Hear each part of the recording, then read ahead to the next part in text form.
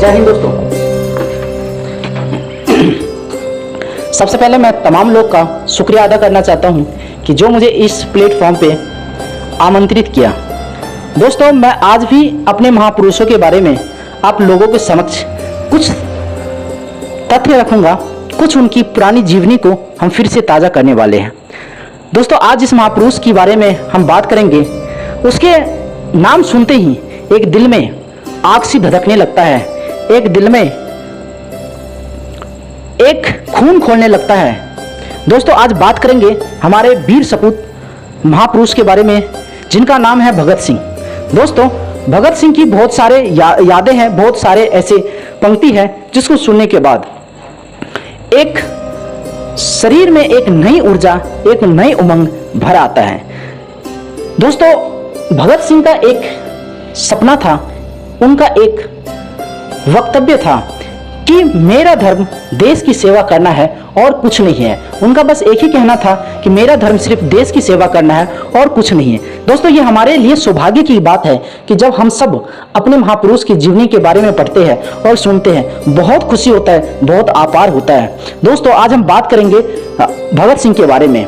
सरदार भगत सिंह का नाम अमर शहीदों में सबसे प्रमुख रूप से लिया जाता है। भगत सिंह का जन्म 28 सितंबर 1907 को पंजाब के जिला लायलपुर में बंगा गांव, जो अभी पाकिस्तान में है, के एक गांव में हुआ था। वह एक देशभक्त सिख परिवार में था, जिनका अनुकूल प्रभाव उन पर बड़ा प्रभाव था। उनके पिता का नाम सरदार किशन सिंह और माता का नाम विद्यावती कौर था। दोस्तों, जो भगत सिंह है वो पंजाब के थे और दोस्तों उनके माता पिता पंजाब से है। दोस्तों, भगत सिंह का एक लाइन है कि कोई चीज किसी भी लोग को आदी हो सकते हैं, कोई चीज कैसे भी हो, लोग उसके आदी हो जाते हैं और बदलाव से कांपने लगते हैं। अगर आपके अंदर किसी भी चीज को बदलने की क्षमता नहीं है, उस चीज को आप नहीं बदल सकते हैं, तो आपका शरीर कांपने लगता है और हम सबको उस चीज को बदलना होगा। ये हमारे भगत सिंह का लाइन था, भगत सिंह का पंक्ति था। दोस्तों, यह एक सिख परिवार का था जिन्होंने आर्य समाज के विचार को अपना लिया था। उसके परिवार पर आर्य समाज व महर्षि दयानंद की विचारधारा का गहरा प्रभाव था। भगत सिंह के जन्म के समय उनके पिता सरदार किशन सिंह एवं उनके दो चाचा अजीत सिंह तथा स्वर्ण सिंह अंग्रेजों के खिलाफ होने के कारण जेल में बंद थे। दोस्तों, जिस दिन भगत सिंह पैदा हुए, उनके पिता एवं चाचा को जेल से रिहा किया गया। भगत सिंह इतना लकी थे कि जिस दिन उनका आगमन हुआ, परिवार में एक नन्हे लाल के रूप में जिस दिन वो परिवार में आए, उस दिन उनके पिताजी और उनके चाचा को जेल से रिहाई मिल गया था। इस शुभ घड़ी के अवसर पर भगत सिंह के घर में खुशी दुगनी बढ़ गई थी। भगत सिंह के जन्म के बाद उनकी दादी ने उनका नाम भागो वाला रखा था, जिसका मतलब होता है अच्छे भाग, भाग्य वाला। जो भाग्य वाला कहते थे, अच्छे भाग का था, जिसका मतलब होता था अच्छे भाग। बाद में उन्हें भगत सिंह कहे जाने लगे। दोस्तों, भगत सिंह का एक लाइन था, सरफरोशी की तमन्ना अब हमारे दिल में है, देखना है जोर कितना बाजुए कातिल में है, देखना है जोर कितना बाजू एक कातिल में है। दोस्तों, उसका कहना था कि जब हम सर पे कफन बांध लिए तो हमें किसी बात का डर नहीं है, हमें किसी भी चीज का परवाह नहीं है। हम देखेंगे कि हमारे जो कातिल है उसके अंदर दम कितना है, हमारे जो कातिल है उसके अंदर कितना दम है और वो क्या कर सकता है, हम इस बात को देखेंगे। इसीलिए वो कहते थे, सरफरोशी की तमन्ना अब हमारे दिल में है और देखना है जोर कितना बाजुओं का तिल में है। ये लाइन सुनने के बाद दिल में एक रोम रोम खड़ा हो जाता है, शरीर का एक एक रोम खड़ा हो जाता है, दिल में वो शरीर में वो खून खोलने लगता है। जब हम अपने महापुरुष की जीवनी को बारे में पढ़ते हैं, वो 14 वर्ष की आयु से ही पंजाब की क्रांतिकारी संस्थाओं में कार्य करने लगे। डीएवी स्कूल में उन्होंने 9वीं की परीक्षा में उत्तीर्ण की। 1923 में इंटरमीडिएट की परीक्षा पास करने के बाद उन्हें विवाह बंधन में बांधने की तैयारी होने लगी थी, तो वो लाहौर से भागकर कानपुर आ गए। फिर देश की आजादी के संघर्ष में ऐसे रमे कि पूरा जीवन ही देश को समर्पित कर दिया। ये हमारे भगत सिंह का सोच था। जब उनको 14 वर्ष की आयु में, मान लीजिए उनको 15 साल की आयु में शादी के बंधन में बांधने की जब घर वाले ने तैयारी कर दिया, जब उनको इस बात का शंका हुआ कि घर वाले ने अब हमारी शादी के बारे में बात करना चालू कर दिया, हमारी शादी के लिए वो लोग हमारे शादी के पीछे पड़ गए, तब उन्होंने वो भाग के लाहौर आ गए थे, वो कानपुर आ गए और फिर उन्होंने देश की आजादी में संघर्ष में ऐसे रम गए, पूरा देश पूरे जीवन को उन्होंने देश को समर्पित कर दिया। भगत सिंह ने देश की आजादी के लिए जिस साहस के साथ शक्तिशाली ब्रिटिश सरकार का मुकाबला किया, वो युवकों के लिए हमेशा ही एक बहुत बड़ा आदर्श बना रहेगा। दोस्तों, भगत सिंह को हिंदी, उर्दू, पंजाबी तथा अंग्रेजी के अलावा बंगाली भी आती थी। उनको बंगाली भी आता था, जो उन्होंने बटुकेश्वर दत्त से सीखी थी। बटुकेश्वर दत्त उनका गुरु था भगत सिंह का, और उनसे ही ये सारी भाषाएं से उन्होंने सीख ली थी। जेल के दिनों में उनके लिखे खतों लेखों से उनके विचारों का अंदाजा लगता था। उन्होंने भारतीय समाज में भाषा, जाति और धर्म के कारण आई दूरियां पर दुख व्यक्त करता था। जब हमारे देश में कोई भाषा के नाम पे, हमारे देश में जब कोई जाति के नाम पे, और हमारे देश में जब कोई धर्म के नाम पे जब समाज को बांटने का काम करता है, तब हमें भी दुख होता है दोस्तों। और हमारे जो स्वतंत्रता सेनानी है थे, जो हमारे देश के महापुरुष थे, जो हमारे देश के महापुरुष है भगत सिंह, उनको भी इस चीज से दुख होता था। और वो बात बात में जब भी लोगों को संबोधन करता था तो वो इस चीज को आपत्ति जताता था, और वो इस चीज से बोलता था कि हमें दुख होता है। दोस्तों, भगत सिंह का एक और लाइन है, स्वतंत्रता हर व्यक्ति का कभी ना खत्म होने वाला जन्मसिद्ध अधिकार है। वो कहते थे स्वतंत्रता हर व्यक्ति का कभी ना खत्म होने वाला जन्मसिद्ध अधिकार है, और वो इस बात को मानते थे कि आप स्वतंत्र है, और इसके लिए ये आपका जन्मसिद्ध अधिकार होना चाहिए कि आपको कोई कैद नहीं कर सकता है, आपको कोई बांध नहीं सकता था। और इस चीज को अगर जो आपको कोई कैद करता है तो ये आपकी जन्मसिद्ध अधिकार नहीं है, आपका जन्मसिद्ध अधिकार है। आपको स्वतंत्रता मिलनी चाहिए, आपको अपनी बात रखने के लिए, आपको अपने किसी भी चीज पर बोलने की आपको आजादी मिलनी चाहिए। और वो हमारे भगत सिंह कहते थे, और हमेशा इस बात से वो सहमत थे।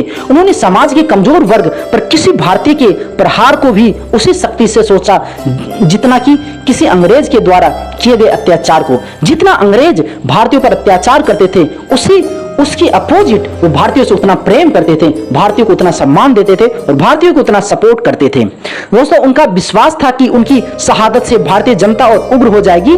अगर उनको कुछ हो जाता है तो भारत के लोग इतना उग्र हो जाएगा, वो किसी भी हद तक जा सकता है, वो कुछ भी कर सकता है। भारत के लोग जब तक वो जिंदा रहेंगे ऐसा नहीं हो पाएगा। इसी कारण उन्होंने मौत की सजा सुनाने के बाद भी माफीनामा लिखने से साफ मना कर दिया। उन्होंने इस बात को स्पष्ट कह दिया था कि जब उनको मौत की सजा सुना दिया था, ब्रिटिश सरकार ने जब उनको फांसी की सजा सुना दी थी और उनसे पूछा गया कि तुम चाहे तो माफीनामा लिख सकते हो, तो उन्होंने साफ साफ इनकार कर दिया कि मैं माफीनामा कभी नहीं लिखूंगा, क्योंकि मैं अपने देश के लिए एक बार मैंने अपने प्राण को निछावर किया, 1000 बार कर सकता हूं। वो उन्होंने इस बात को स्पष्ट कर दिया था। अमृतसर में 13 अप्रैल 1919 को हुए जालियांवाला बाग हत्याकांड ने भगत सिंह की सोच पर इतना गहरा प्रभाव डाला कि लाहौर के नेशनल कॉलेज की पढ़ाई छोड़कर भगत सिंह ने भारत की आजादी के लिए नौजवान भारत सभा की स्थापना कर दी। दोस्तों, जब 13 अप्रैल 1919 ईस्वी को लाहौर में जो जालियांवाला बाग हत्याकांड जब हुआ था, तो उन्होंने इतने निर्दोष को उन्होंने मौत के घाट उतार दिए। इस चीज को देखने के बाद हमारे भगत सिंह को गहरा प्रभाव पड़ा। वो गहरी सोच में डूब गया कि हमारे भारत के लोग के साथ ये क्या कर रहा है, ये किस तरह का अन्याय कर रहा है, ये अंग्रेज लोग ये किस तरह से अन्याय कर रहे हैं हमारे भारतीयों के ऊपर। इस सब चीज को जानने के बाद उनको इस बात को इतना दुख हुआ कि वो अपना पढ़ाई छोड़ के, वो अपना जो नेशनल कॉलेज की पढ़ाई को छोड़कर और भारत की आजादी के लिए नौजवान भारत सभा की स्थापना कर दी थी। उसी में दोस्तों भगत सिंह एक और लाइन क्या है उनका, जिंदगी सिर्फ अपने कंधों पर जी जाती है, दूसरे के कंधे पर तो जनाजे उठते हैं। उनका बस ये सोच था कि जब तक आप जिंदा है तब तक आपको संघर्ष करना है, मरने के बाद जब तक आप जिंदा है तब तक आपको सिर्फ अपने ऊपर विश्वास रखना है और अपने ऊपर ही चलना है। मरने के बाद तो आपको दूसरों के कंधे पर जाना है। जिंदा में यदि आप दूसरे के कंधे के सहारे चलने लगे तो फिर आपकी ये जिंदगी क्या चीज है जिसमें आप जिंदा होने के बाद भी आप दूसरे के सहारे पर चलते हैं। ये हमारे भगत सिंह का दिया हुआ कुछ तथ्य है दोस्तों। काकोरी कांड में राम प्रसाद बिस्मिल्लाह सहित 4 क्रांतिकारियों को फांसी व 16 अन्य को कारावास की सजा से भगत सिंह को इतने ज्यादा बेचैन हुए कि चंद्रशेखर आजाद के साथ उनकी पार्टी हिंदुस्तान पब्लिकेशन एसोसिएशन से जुड़ गए और उन्हें एक नया नाम दिया, हिंदुस्तान सोशलिस्ट पब्लिकन एसोसिएशन। इस संगठन का उद्देश्य सेवा, त्याग और पीड़ा झेल सकने वाले नवयुवक तैयार करना। जब उन्होंने इस संगठन को तैयार किया, सोशलिस्ट रिपब्लिकन एसोसिएशन को जब उन्होंने तैयार किया, तो उसका एक ही उद्देश्य था कि जो भी व्यक्ति, जो भी नौजवान इस संगठन से जुड़ता है, उनको संगठन का उद्देश्य सिर्फ सेवा होनी चाहिए। त्याग और पीड़ा झेल सकने वाले नवयुवक इसमें शामिल हो सकते हैं। वो इस बात को स्पष्ट कर दिया था कि जो व्यक्ति इसमें जुड़ेगा वो अपने प्राण की आहुति देने में एक कदम भी पीछे नहीं हटेगा। वो अपने आप को समर्पित कर देगा। इस संगठन के माध्यम से देश को, अपने प्राण को निछावर कर सकता है जरूरत आने पर। दोस्तों, इसके बाद भगत सिंह ने राजगुरु के साथ मिलकर 17 दिसंबर 1928 को लाहौर में सहायक पुलिस अधीक्षक रहे अंग्रेज अधिकारी जेपी साडर्स को मारा। इस कार्रवाई में क्रांतिकारी चंद्रशेखर आजाद ने भी उनकी पूरी सहायता की। इसके बाद भगत सिंह ने अपने क्रांतिकारी साथी बटुकेश्वर दत्त के साथ मिलकर अलीपुर रोड स्थित दिल्ली स्थित ब्रिटिश सरकार की तत्कालीन सेंट्रल असेंबली के सभागार में 8 अप्रैल 1929 को अंग्रेज सरकार को जगाने के लिए बम और पर्चे फेंके। बम फेंकने के बाद वहीं पर उन दोनों ने गिरफ्तारी भी दे दी। जब हमारे भगत सिंह ने बम को फेंक दिया, जो अंग्रेजों के जो सभागार था उसमें जब उन्होंने बम फेंका, तो उन्होंने वहां से भागे नहीं और उन्होंने गिरफ्तारी दे दी।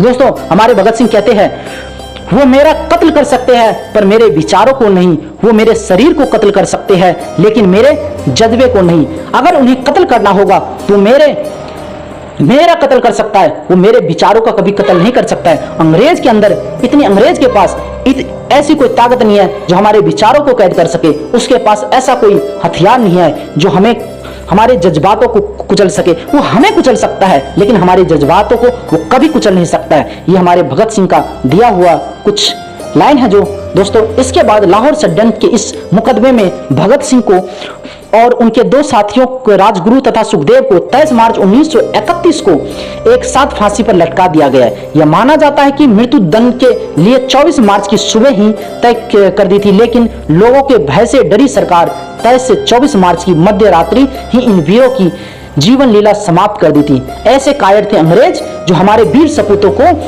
रात के समय फांसी पर लटकाते थे। हमारे वीर सपूतों को इस बात की सजा देते थे कि वो अपने देश के लिए, अपने देश की आजादी के लिए, अपना स्वतंत्रता पाने के लिए वो हर कदम पर लड़ाई कर सकते थे और हर कदम पर अंग्रेजों का टक्कर दे सकते थे। ऐसे हमारे स्वतंत्रता सेनानी थे। दोस्तों, यह एक संयोग ही था कि जब उन्हें फांसी दी गई और उन्होंने संसार से अलविदा ली, उस वक्त उनकी उम्र 23 वर्ष 5 महीना और 23 दिन ही था। दोस्त, अभी के समय में जो हमारे देश में है वो 52 साल के युवक अपने आप को नौजवान कहते हैं और जब 23 साल का नौजवान वीर सपूत अपने आप को देश को समर्पित कर दिया और 23 वर्ष 5 महीने 23 दिन की आयु में उन्होंने देश को अलविदा कर दिया और भारत माँ के लिए उन्होंने अपने जीवन को लीला समाप्त कर लिया। दोस्तों, वो कभी अपने आप को निसंकोच देश की सेवा किया, देश को समर्पित कर दिया। आज के समय में कोई नेता ऐसा हो ही नहीं सकता है जो अपने आप को सिर्फ देश को समर्पित कर दे, वो अपने आप को देश को समर्पित कर दे। ऐसा नेता नहीं हो सकता। दोस्तों, यह संयोग ही हो सकता है। 23 मार्च अपने फांसी से पहले भगत सिंह ने अंग्रेज सरकार को एक पत्र भी लिखा था जिसमें कहा था उन्हें अंग्रेज सरकार के खिलाफ भारतीयों के युद्ध का प्रतीक एक युद्धवंशी समझा जाए तथा फांसी देने के बजाय गोली से उड़ा दिया जाए, लेकिन ऐसा नहीं हुआ। वो कहे अंग्रेजों को कि जिस तरह से तुम मुझे फांसी की सजा सुनाए हो, मुझे फांसी दे रहे हो, ये फांसी से हम डरने वाले नहीं है। अगर तुम्हें मुझे मारना है तो मुझे गोली मार दो, मेरे सीने में गोली मारो, मैं अपने सीने में गोली खाने को तैयार हूं और मैं सीने में गोली खाऊंगा कि भारत माँ के लिए। जब हमारे सीने से जब एक लहू के एक कतरा निकलेगा और वो हमारे धरती माँ के चरणों में जाएगा, हमारी धरती माँ पे जब जाएगा तो वो हमारा जीवन सार्थक होगा। दोस्तों, अगर खुद को सिद्ध करने से पहले, जब हमारे भगत सिंह कहते थे अगर खुद को सिद्ध करने से पहले मुझे मौत आ जाए तो सबसे पहले मैं अपनी मौत को भी मौत के घाट उतार दूंगा। वो कहते थे मुझे खुद को सिद्ध करने से पहले मेरा मौत भी मुझे नहीं आ सकता है। भगत सिंह की शहादत से न केवल अपने देश के स्वतंत्रता सेनानी की गति मिली बल्कि नवयुवक के लिए भी वो प्रेरणा स्रोत बन गए। वो देश के समस्त शहीदों के सिरमौर बन गए। भारत और पाकिस्तान की जनता उन्हें आजादी के दीवाने के रूप में देखती है जिसने अपनी जवानी सहित सारी जिंदगी देश के लिए समर्पित कर दी। उसके जीवन पर आधारित कई हिंदी फिल्म भी बन चुकी है जो काफ़ी अच्छे हैं, जिसमें the legend of Bhagat Singh, शहीद भगत सिंह आदि फिल्म के नाम है। आज भी सारा देश उनके बलिदान को बड़ी गंभीरता और सम्मान से याद करता है। हम सब इस बलिदान को याद करते हैं। दोस्तों, हमारे भगत सिंह कहते थे, लिख रहा हूं मैं अंजाम जिसका कल आगाज आएगा, मेरे लहू के हर खतरा इनकलाब लाएगा। लिख रहा हूं मैं अंजाम जिसका कल आगाज आएगा, मेरे लहू का एक एक कतरा इनकलाब लाएगा, मेरे लहू का एक एक कतरा इनकलाब लाएगा। ये हमारे भगत सिंह, आजम ए भगत सिंह का लाइन था, जिसकी जीवनी पढ़ने में एक शरीर में एक ऊर्जा पैदा करता है, हमारे देश के प्रति प्रेम की भावना को समर्पित करता है। दोस्तों, आज सब अपने अपने स्वार्थ के लिए काम करते हैं, लेकिन ये जो नौजवान थे, ये जो हमारे देश के वीर महासपूत थे, जिन्होंने अपनी जिंदगी को ऐसे नौछावर कर दिया, जो मानो जो उनके लिए सब कुछ वही था। दोस्तों, उन्होंने कभी अपने आप को किसी भी चीज की तुलना नहीं की, अपने शौक के ऊपर कभी भी बात नहीं की। वो कभी भी नहीं सोचता था कि हमारा उम्र अभी मात्र 23 साल है और हमें इस सब चीज में नहीं जाना चाहिए, लेकिन अपने आप को समर्पित कर दिया, अपने आप को वो कुर्बान कर दिया देश के लिए। आज के समय में आप तुलना कीजिए, आपके नेता कौन ऐसा है जो शहीद जो हमारे भगत सिंह जैसा सोच रखने वाले लोग हैं, जो देश के लिए इतना समर्पित होने वाले लोग हैं। आज के समय में आपको ऐसा नेता कहां मिलेगा? आप इस चीज को बताइए, मैं आप सबसे पूछना चाहता हूं। और दोस्तों, भगत सिंह की जीवनी के बारे में आप लोग क्या सोचते हैं? ऐसे ऐसे वीर क्रांतिकारी नौजवान अभी के समय में होने चाहिए। और मैं कहूंगा आप सभी अपने महापुरुष की जीवनी को पढ़े, अपने महापुरुष की जीवनी के बारे में जाने और अपने महापुरुष की जीवनी के बारे में लोगों को बताएं, ताकि हमारे देश में ऐसे ऐसे वीर सपूत और पैदा हो सके। दोस्तों, आप सबको कैसा लगा ये वीडियो? आप लोग कमेंट बॉक्स में अपना राय जरूर दीजिएगा, और वीडियो अच्छा लगा तो शेयर जरूर कीजिएगा। तब तक के लिए जय हिंद, जय भारत, वंदे मातरम। जय हिंद दोस्तों।